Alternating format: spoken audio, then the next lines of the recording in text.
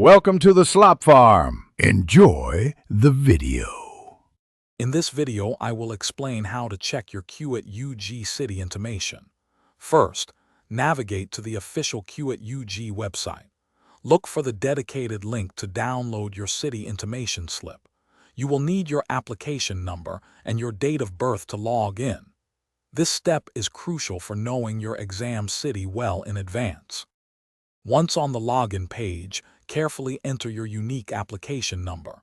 Then, input your date of birth using the specified format. After verifying your details, click the Submit button. Your city intimation slip should then appear, showing your assigned examination city. This confirms your test location. After viewing your slip, take a moment to verify all the details. Check your name, application number, and category for accuracy. Most importantly, confirm your assigned examination city and state. Remember, this document is solely for city intimation and is not your final admit card. The admit card will be released separately.